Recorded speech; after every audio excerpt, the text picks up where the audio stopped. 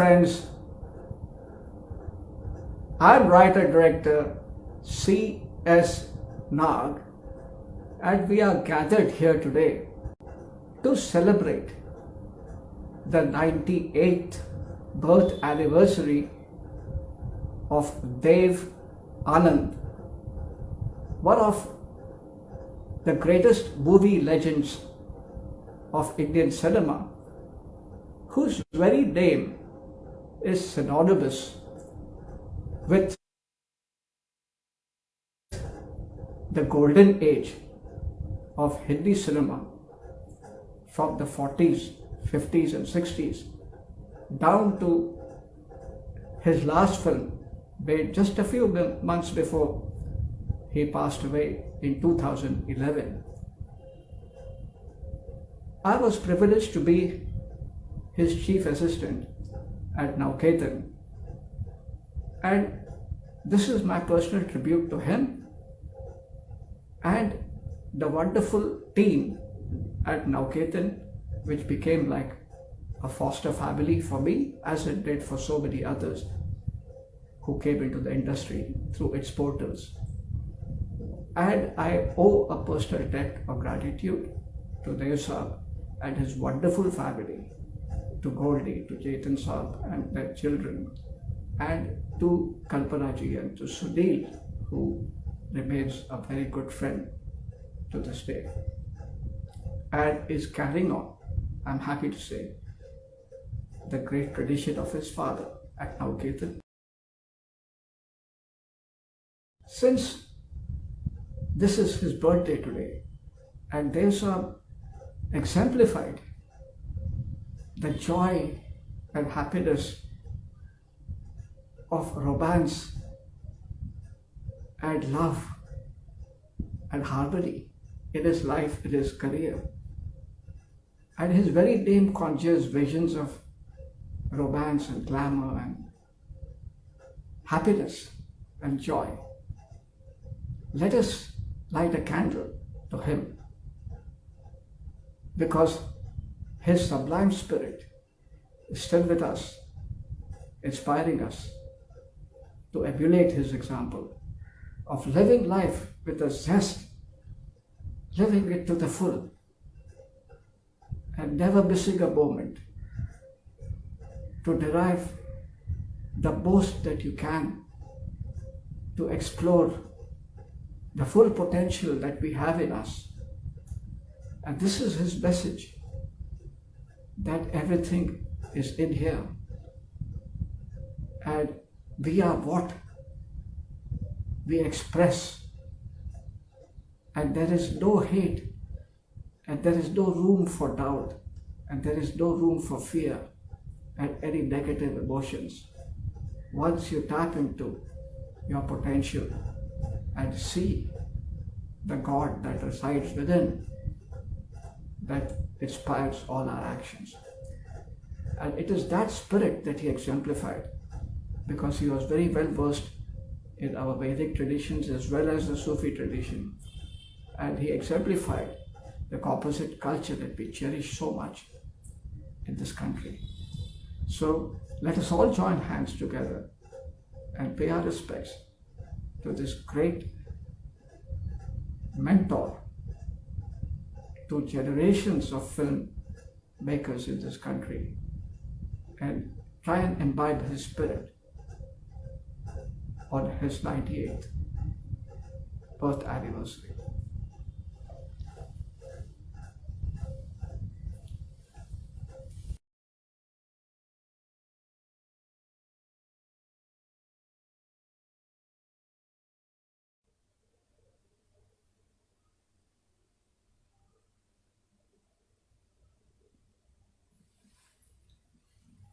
Let's all join together and wish him a happy birthday, shall we?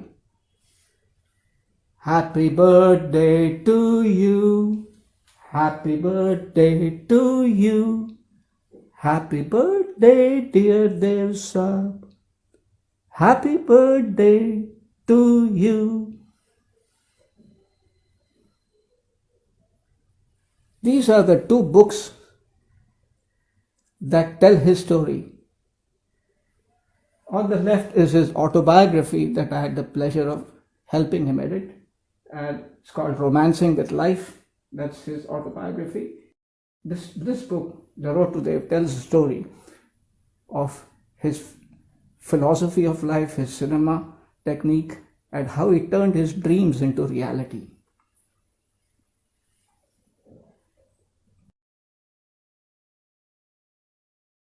Dev Anand, his full name was Dharamdev Peshoribal Anand,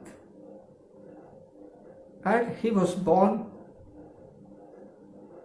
into a large family in Gurdaspur. His father, Peshoribal Anand, was a very respected lawyer, and of the 9 children in the family, Dev Sahib was the 6th, and he had 2 older sisters and 3 older brothers, and 2 younger sisters and a younger brother whom he fondly called Goldie, of course. Being a lawyer, his father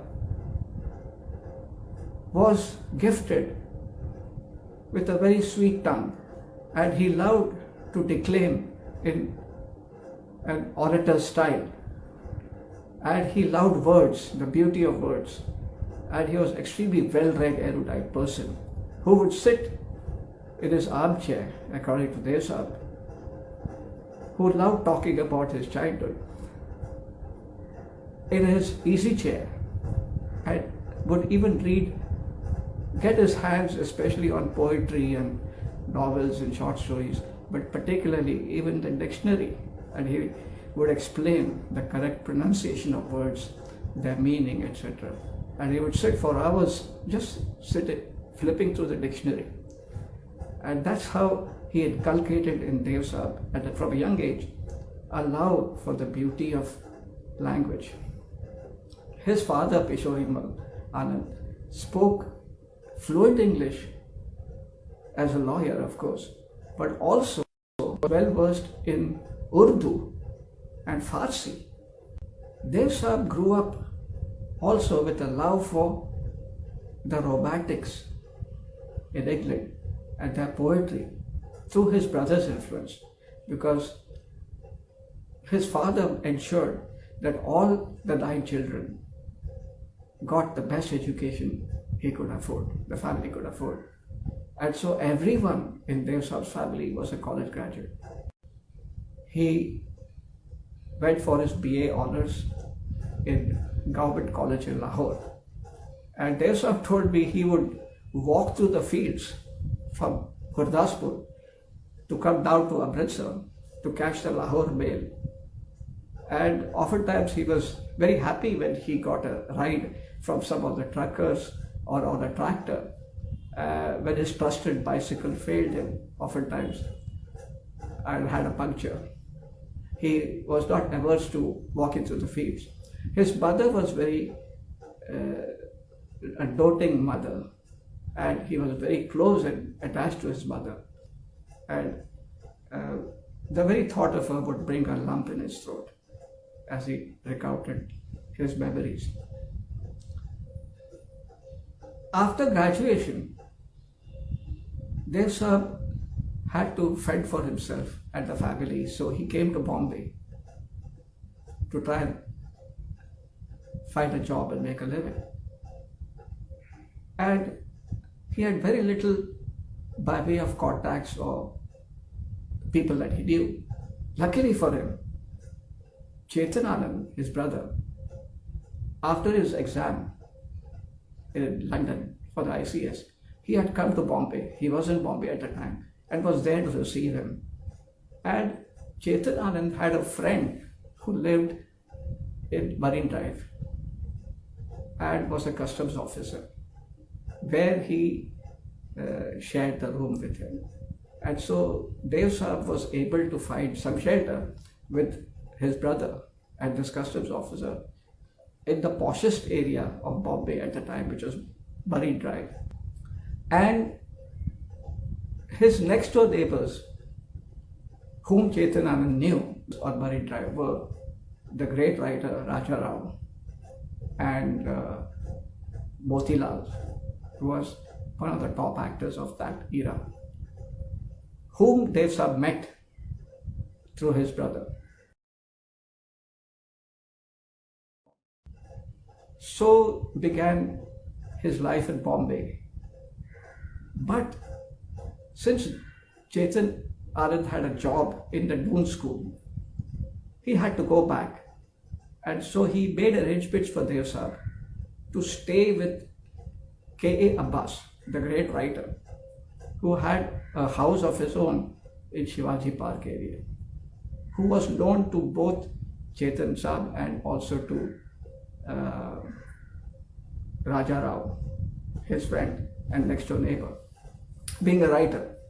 And Khwaja Ahmed Abbas was a big name in Bombay. That was the era, if you remember, this is 1943, and this is the era of Manto and the great legends that were taking form in the city. And Abbas had his own column in the Free Press Journal called The Last Page, and was a very well-known writer and intellectual. And so this was a great boon for Dev Saab to be living with this legend in Shivaji Park. And their next door neighbor was Lalita Pawar.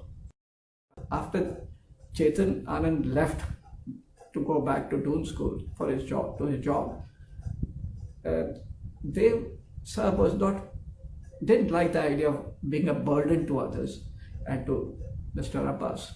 And so he was looking for a place to stay. He bumped into Tara and he took shelter with him in his crowded chawl in Parel. And to fend for himself what little meager resources he had a stamp collection. So Dev Saab was very eager and avid collector of stamps, like his father. And he had this very precious and prized book of his stamp collection, which he had to part with. And it fetched him 30 rupees, which was a princely sum in those days, in a stamp dealer in Fort area. And with that money, he was able to fend for himself, look after himself for a few months, until Chetan Saab once again could not resist the film bug that had bitten him, and this initial foray that he had in the city drew him back again. This time he came for good with his wife Uma, and with his resources, with his savings, he was able to rent a rather posh bungalow in Pali Hill, on 41 Pali Hill, which they shared with a Goan family. And their bohemian lifestyle, with having parties, and we are talking 43, 44, with flamboyant parties and drinks and guitar music and dancing and flamenco and cha-cha-cha and tango, and that kind of colonial lifestyle seemed to agree with the two brothers. But in their own way, they kept their traditions alive, and their friend circle had grown by them through the Abbas connection.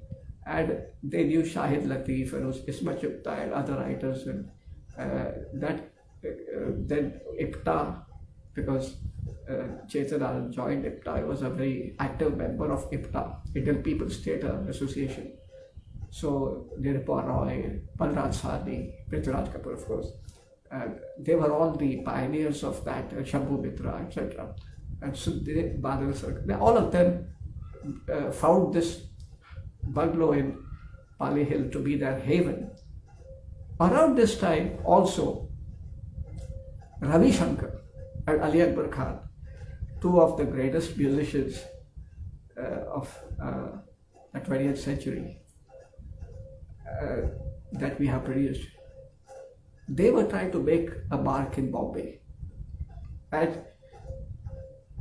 Chetan Anand, being a lover of Indian classical music, arranged for their private mehfils in this posh bungalow, and so their evenings were spent listening to some of the greatest music you can imagine, played by not only Ravi Shankar and Ali Akbar Khan, but Panna Lal Ghosh and other great musicians whose private mehfils they used to arrange at that bungalow, and which were attended by Balraj Sari, etc.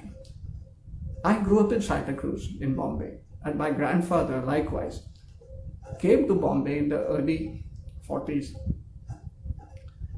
to study at Wilson College.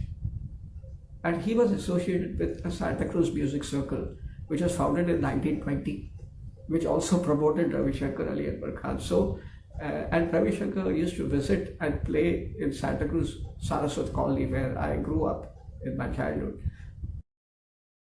So, in a sense, much of the same cultural influences that influenced Deo Saab and that generation still remained through the older generation that survived up until my era.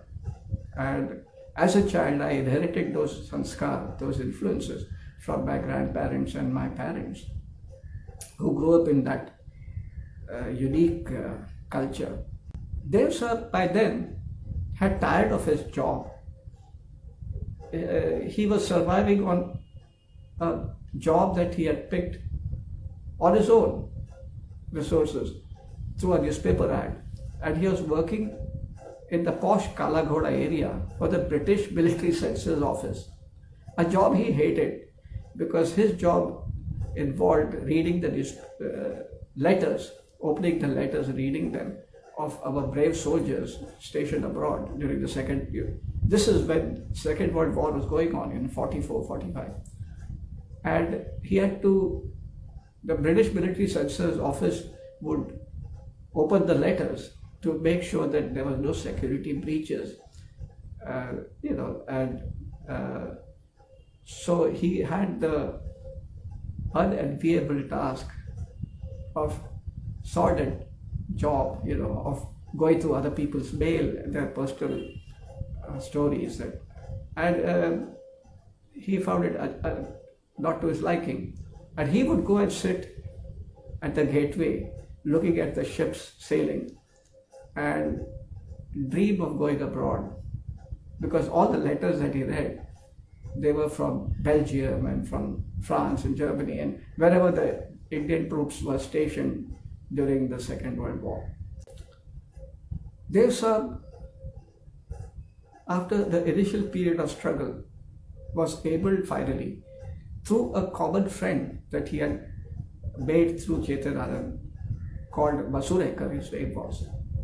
And through Masurekar, he learned that Prabhat Company in Pune was looking for a new face.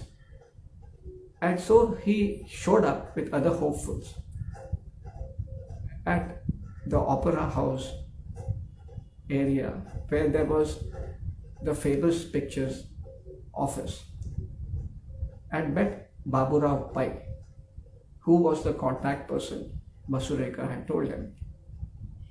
And in walked the director of the film, P.L. Santoshi. And they hit it off immediately. And Deo Saab was picked out of the crowd of faces, eager faces, and selected for the job. And he recited a dialogue from his the play that he had played a small role in a play called Zubeda, written by K. Abbas. So he recited this dialogue and impressed the director P.L. Santoshi, who approved him for that role and said that he would be sending him tickets. One day, finally, the ticket arrived and he was able to quit this British military census job, and he landed in Pune at Prabhat Film Studio, and he started working at Prabhat Film Company, on this film directed by P.L. Santoshi called Hum Ek Hain. Now, this is 1943 or 44, and it was a film, a prophetic film on national integration and on the preserving the secular fabric of India and on national integration. And given what happened 3 years later during the partition riots, you can imagine what a prophetic film and statement that was, Hum Ek Hain, made in 1944, in which it was Devalan's first film, and of which he was a star. Now, Santoshi had given him a screen test in which he had narrated the dialogues of Zubeda, the play that he had acted in with K. Abbas. And so he asked him to do that again in front of the camera. And they liked his performance, but they noticed that he had 2 gaps in his front teeth. And so the producers, the financiers, they said, we must fill that up, that doesn't look good. And so they had cement put there, and I mean, they had fillings, And when Dev Saab resumed the shooting, he was uncomfortable. He was very conscious of that. And it also came in the way of his speech, which sounded a bit slurred to him. So he lacked in confidence, and he was a bit diffident about that. And so one day he took the director into confidence, and he told Mr. Santoshi that he was uncomfortable and he couldn't give his best performance because of that, and he would be better off without it. And then they could consider that for close-ups, etc. So he was very wise to the technology of cinema. Having in just a very brief time, he had picked up how the shots were taken for long shot, medium shot, close-ups, etc. And the director agreed with him because he liked him. They had a good bonding, and he smiled at him and he said, "Look at back," and he had gaps in his tooth as well. So they really hit it off, and they became very close friends after that. And so Dev Saab took the fillings off, and he never looked back after that. And the director was very smart, and he arranged for all his scenes that were with Durga Khote, who was a veteran. She had worked in the silent era. She was a co-star of with Prithviraj Kapoor and back to the silent era. And so she was a veteran already. And under her guidance, he grew rapidly, and his confidence grew. And she helped him a lot. And all his scenes she played his mother in the film, in Hum Ek Hain. And so under her guidance and influence, he was able to gain in confidence to the point where he knew he had made the right decision, and he never looked back after that. मेरी फिक्र न करो बहादुर, जाओ घर जाओ। शंकर भैया, आज तुमने मुझे बचा लिया, नहीं तो न जाने मेरा क्या हाल होता। ऐसी कोई बात नहीं। अच्छा भैया, जयराम जी। जयराम जी। सुनिए, माफ कीजिए, मेरे हाथ से आपके सर पर चोट लग गई। ये भी कोई चोट है? आप उस गरीब किसान का ख्याल कीजिए जो बेचारा कितने प्रेम से फूलों का हार लेकर आया था और बदले में अनगिनत जख्म लेकर चला गया। मुझे बेहद अफसोस है। मुझे बेहद अफसोस है। कितना आसान है ये कह डालना। अगर आपके दिल में उस किसान के लिए कुछ भी हमदर्दी होती तो मुझे यकीन है ये बात बिल्कुल न बढ़ पाती।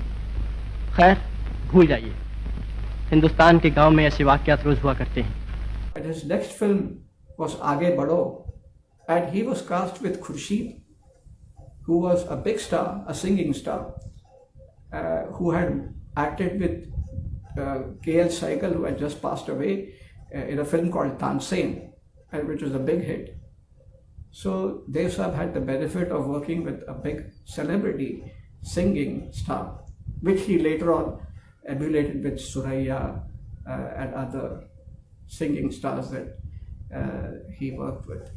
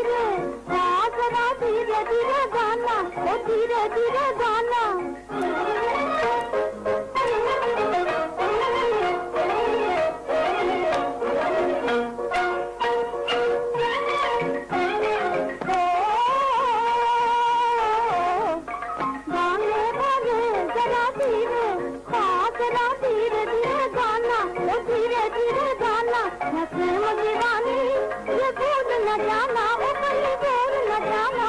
मैं प्रेम दीवानी ये भूल न जाना, वो कहीं भूल न जाना। चले गए तेरे बादल की गरज, जिंदगी की चमक गरवाइयाँ। हाँ बिजली की चमक गरवाइयाँ, हाँ गरवाइयाँ। सावन की बताओ, सावन की बताओ। धीरे धीरे आना, ओ धीरे धीरे आना, धीरे धीरे आना। सावन की बताओ। Now at Prabhat, there was another aspirant, and his name was Guru Dutt. He started as a choreographer and a dancer and trained under Uday Shankar, the eldest brother of Ravi Shankar. So you can see how the whole world is coming together of dance, music, films, literature, drama, theatre. And in Almora, where Uday Shankar had his dance academy. But then Uday Shankar had to go abroad because he had the opportunity to dance with Anna Pavlova, the Russian ballerina. And so Uday Shankar's dance company became an international global phenomenon, which took Indian dance to the four corners of the world. Particularly, it was a rage in Paris at the time, because she was, Pavlova was the reigning queen of the Russian ballet, of the Bolshoi ballet, of Diaghilev. And some of the great artists of that era, like Picasso, designed the sets over there. And of course, Ravi Shankar and Alauddin Khan. So this is basically how the world of cinema and the world of music and literature and theatre and all of it came together even before independence and became a crucible of Indian Renaissance. And Guru Dutt was another key figure who came to Prabhat. And it's an interesting story, as Dev Saab recounted to me, how they met. They both loved, Guru Dutt and Dev Saab, they loved check shirts. And one day they showed up on the set wearing each other's shirt. And they said, "Where did you get that shirt?" And the other fellow said, "Where did you get yours?" And they said, "Obviously we must have the same dhobi or washerman." And they had a big laugh over it and they embraced him. And Guru Dutt at that time was working as a choreographer with Vishram Bedekar, the director, whose assistant was Rahman. And Guru Dutt always used to tease him that you would do better as an actor, and I would rather be a director. And so that bond of friendship grew to the point where, famously, as Dev Saab told me, he said one day to Guru Dutt that if I become a big star, I will give you a break as a director. And Guru Dutt replied that if I make it as a director, I will contribute to your stardom and make you an even bigger star and make hit picture for you. Eventually, they came to Bombay, and after Dev Saab had made Hum Ek Hai and Aage Badho, he languished in Bombay for a few years. Now, in this time, Chetan Anand, his elder brother, had got a break because he was very familiar with IPTA and he was active in the IPTA circuit. And so he was able to get a role as a leading man, as a hero in Rajkumar, which came out in 44, which is around the same time as Hum Ek Hai. So Dev Saab and Chetan Anand started their acting careers around the same time. And unfortunately, Rajkumar was not a very big success. Neither was Hum Ek Hai or Aage Badho. And the two brothers were kind of going through a struggling phase in Pali Hill. And at this time, of course, as we have recalled, Dilip Kumar started with Jawahar Bhata in 44, and Raj Kapoor had started a year earlier with Gauri in 43.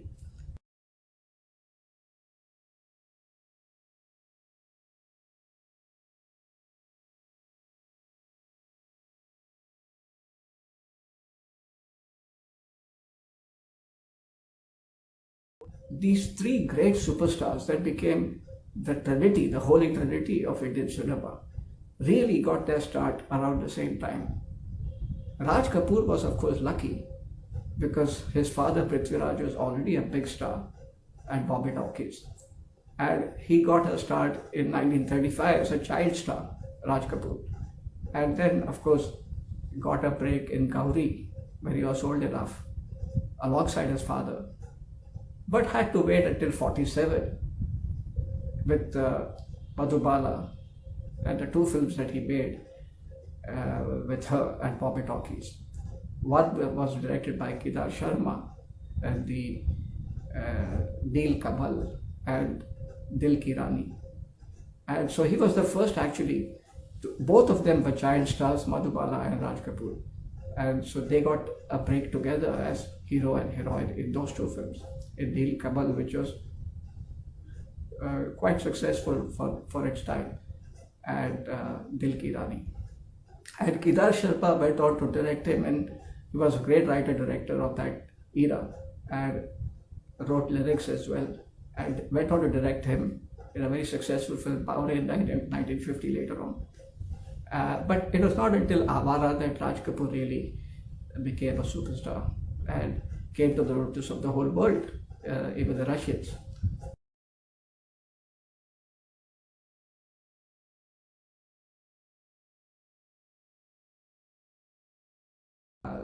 Dilip Kumar, meantime, was discovered in 1944 at Bombay Talkies. Interestingly, his younger brother Nazir Khan had the first crack at Hindi cinema.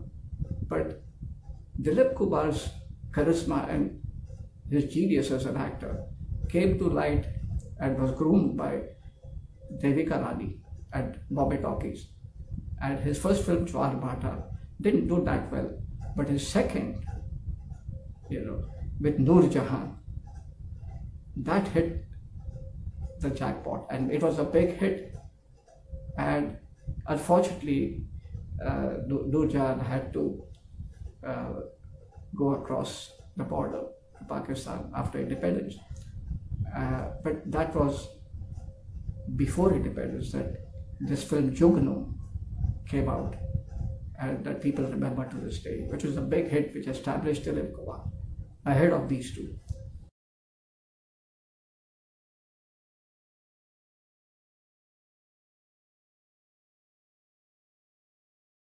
It is a fact that Hindi cinema has done the most to keep the secular fabric of this country together, and for that we have to be grateful to that generation in the 30s, 40s and 50s who were responsible for that. And the Indian People's Theatre Association, IPTA, had a great role to play in that respect.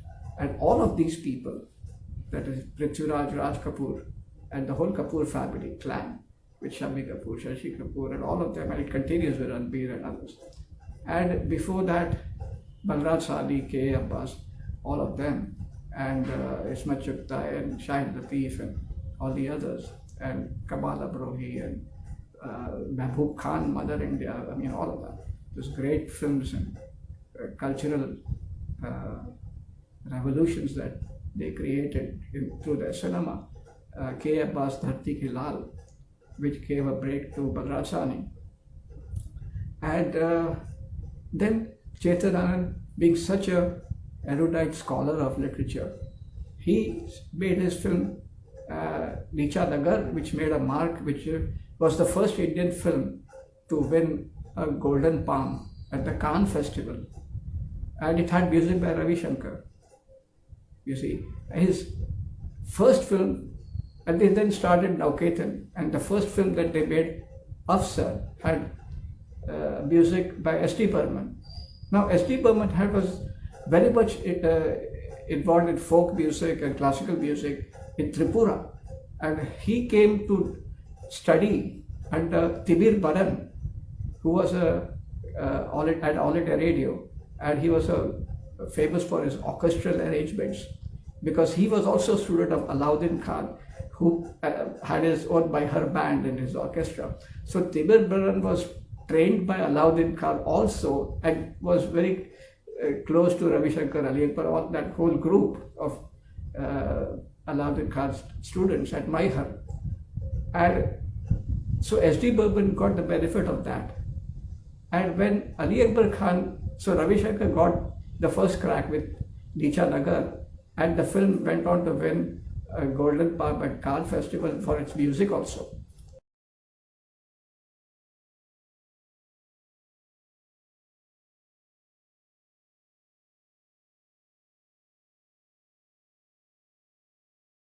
Uday Shankar, the eldest brother of Ravi Shankar. So you can see how the whole world is coming together of dance, music, films, literature, drama, theatre. And in Almora, where Uday Shankar had his dance academy. But then Uday Shankar had to go abroad because he had the opportunity to dance with Anna Pavlova, the Russian ballerina. And so Uday Shankar's dance company became an international global phenomenon, which took Indian dance to the four corners of the world.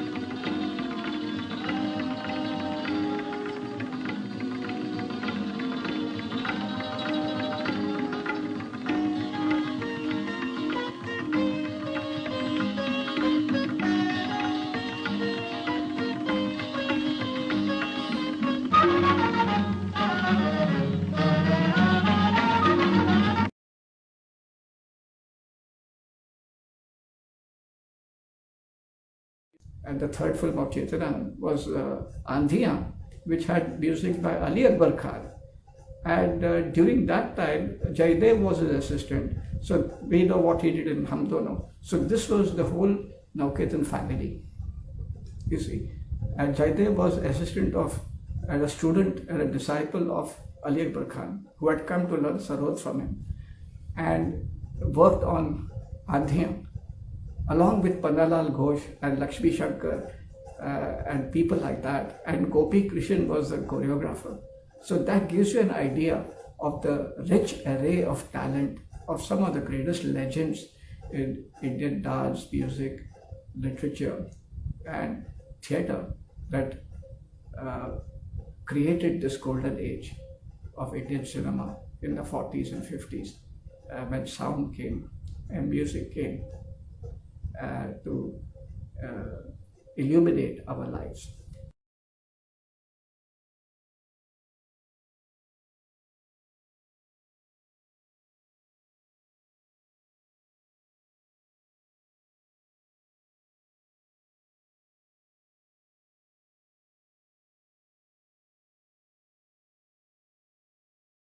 And Dev Saab made the most of it, as Chetan Anand and Vijayanand did along with him.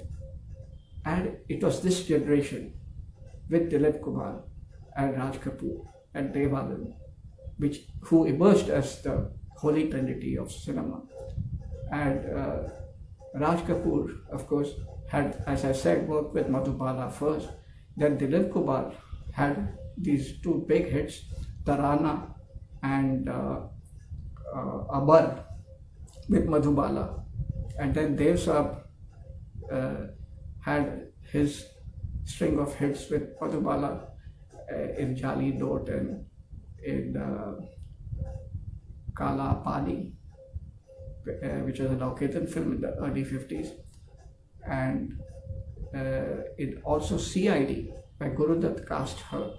Gurudutt had cast her also in Mr. and Mrs. 55, which came out in 55. But the film that they had promised each other, Gurudutt and Dev Anand, who became the closest friends in Hindi cinema in Bombay from Prabhat, was Bazi, which came out in 51, and which really established Dev Anand as a bona fide star with Geeta Bali and the excellent music of that film.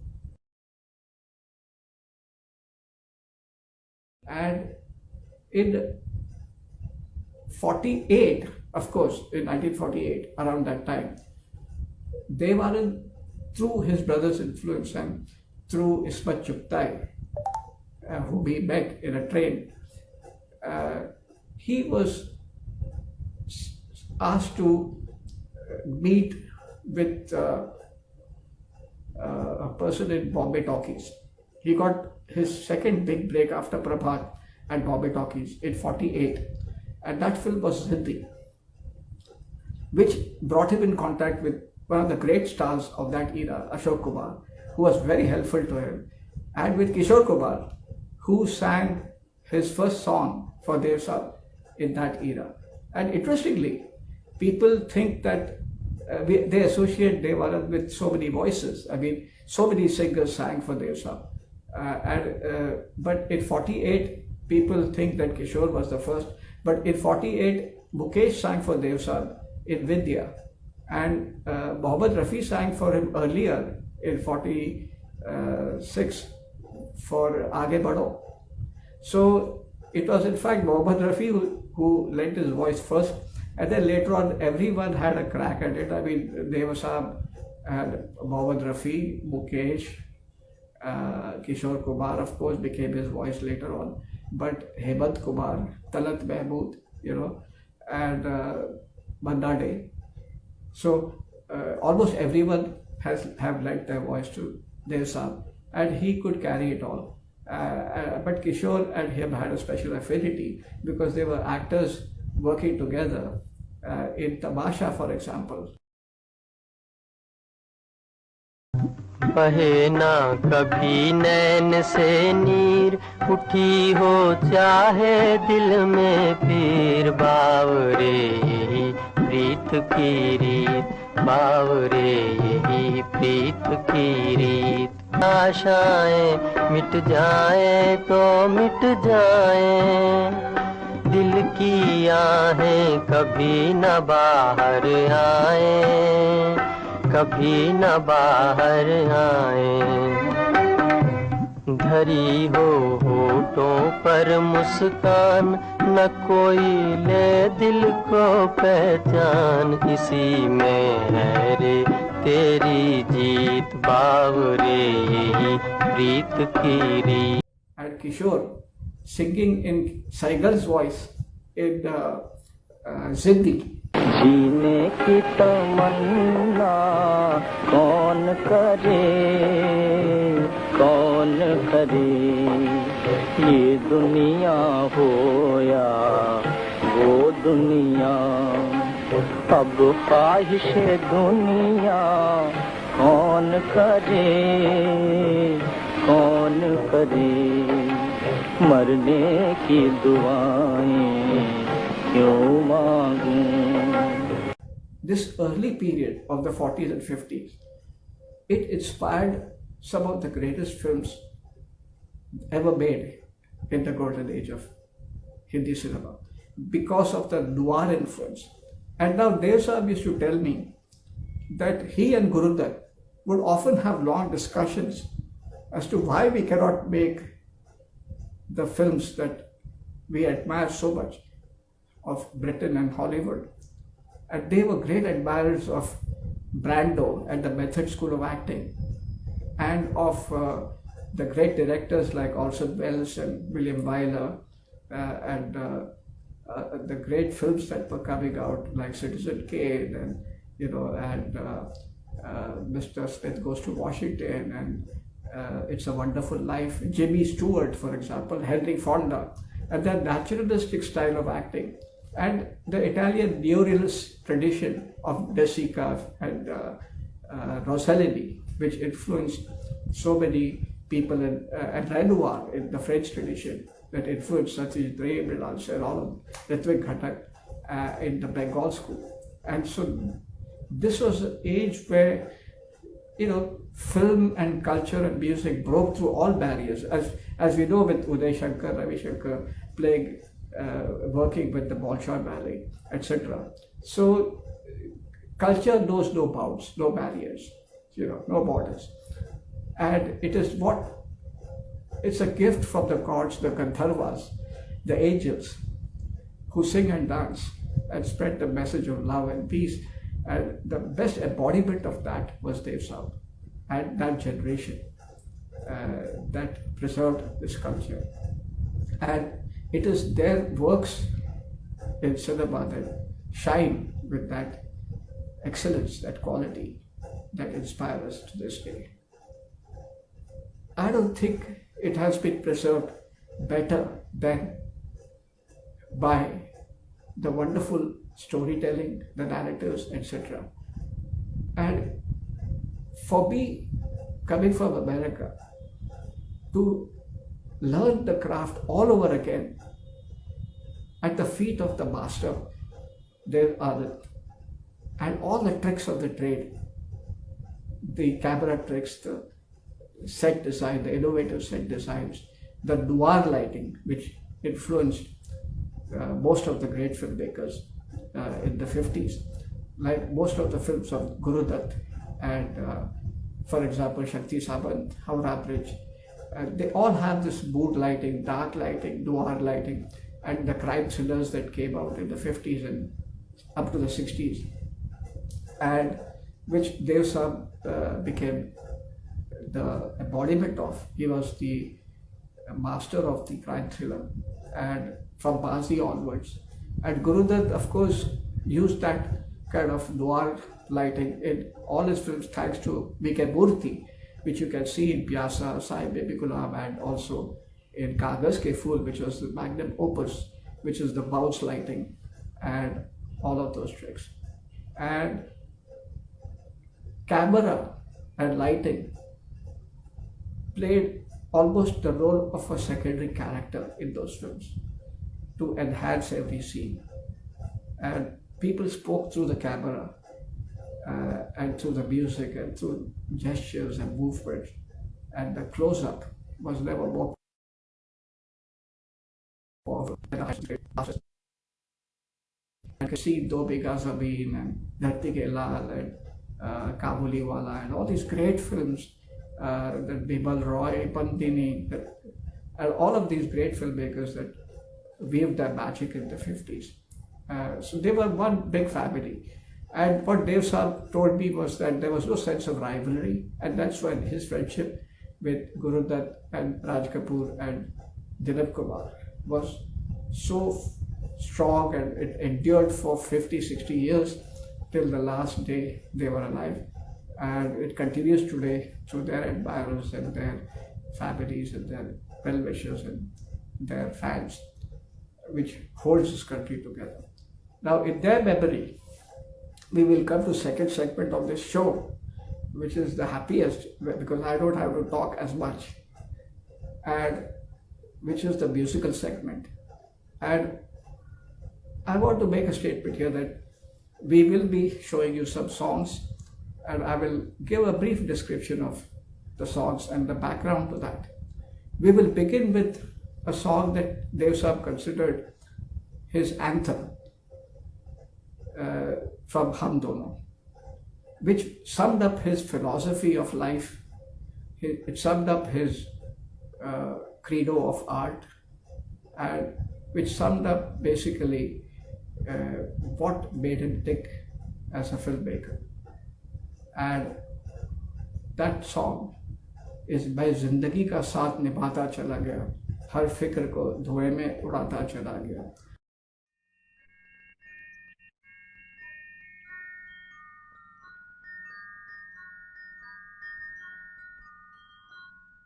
मैं जिंदगी का साथ निभाता चला गया,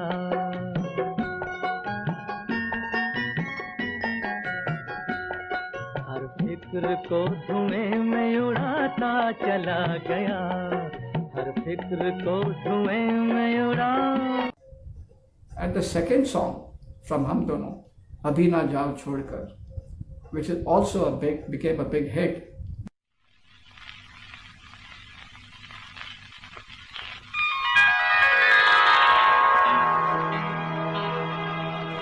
अभी न जाओ छोड़ कर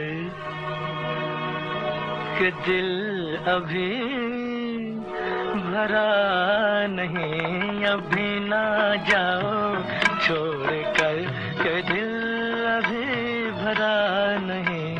हाँ यही कहोगे तुम सदा कि दिल अभी भरा नहीं. हाँ दिल अभी भरा नहीं.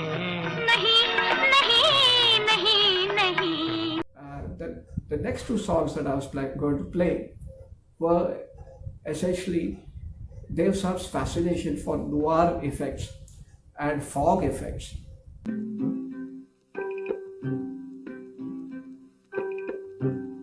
साथी न कोई मंजिल दिया है, न कोई महफिल चला मुझे लेके ऐ दिल, अकेला कहाँ. साथी न कोई मंजिल दिया है, न कोई महफिल चला मुझे लेके ऐ दिल, अकेला कहाँ. साथी न कोई मंजिल. तू कहाँ,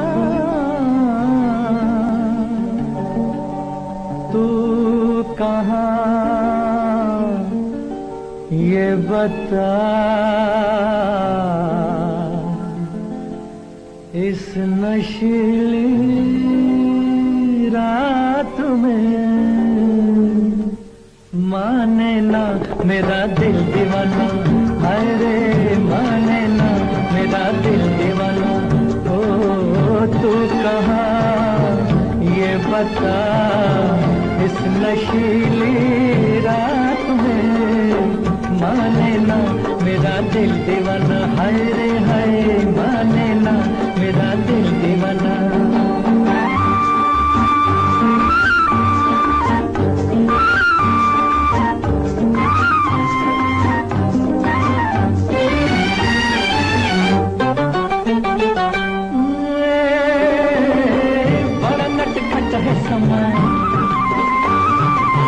बड़ा नटखट है समा, हर नजारा है जवा, छा गया चारों तरफ मेरी आहों का धुआं, दिल मेरा मेरी जान जला.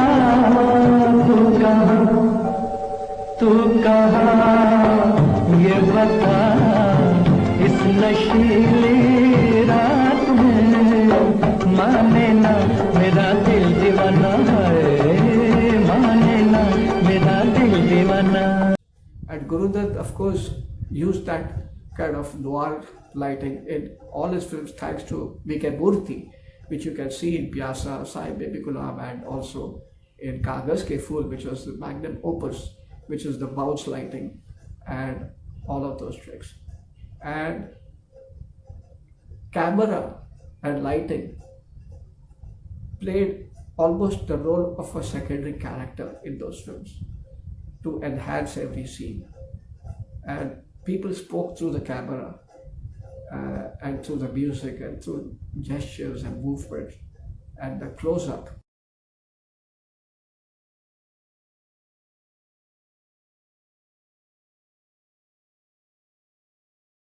जाने क्या तूने कही, जाने क्या मैंने सुनी, बात कुछ बन ही गई। जाने क्या तूने कही।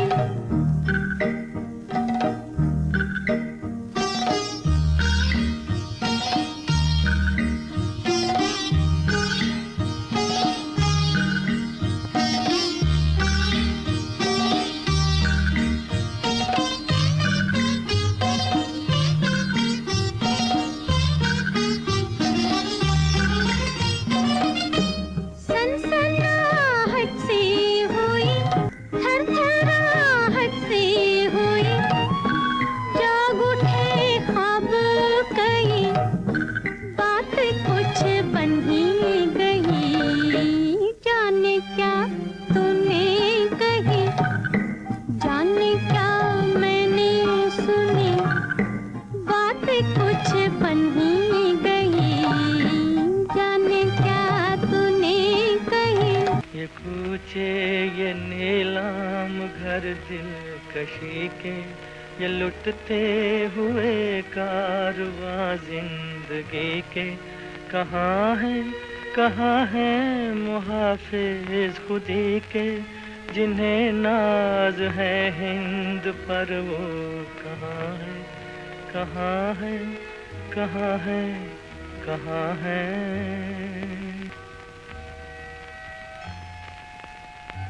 ये पुरपेच गलियां, ये बदनाम बाजार, ये गुमनाम राही, ये सिक्कों की झनकार, ये इस्मत के सौदे, ये सौदों पे तकरार, जिन्हें नाज है हिंद पर, वो कहाँ है, कहाँ है, कहाँ है, कहाँ है।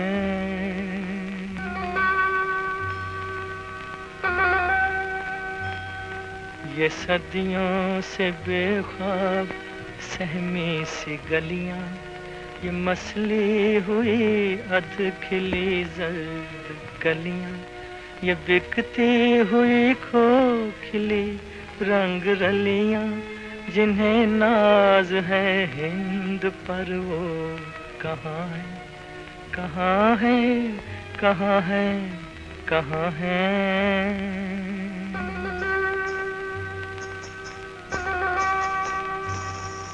वो उजले दरीचों में पायल की छन छन, थकी हारी सांसों पे तबले की धन धन, ये बेरूह कमरों में खांसी की ठन ठन, जिन्हें नाज है हिंद पर, वो कहाँ है, कहाँ है, कहाँ है, कहाँ है। ये तख्तों ये ताजों की दुनिया, ये इंसान के दुश्मन समाजों की दुनिया,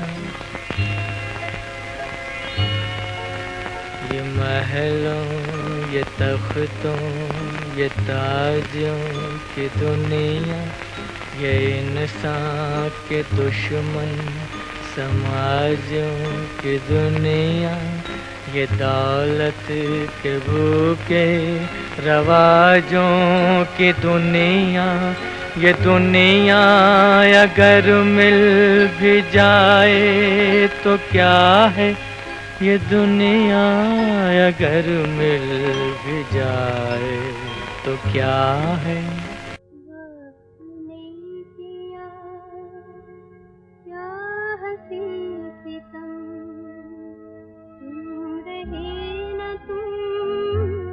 हम रहे न हम, वक्त ने किया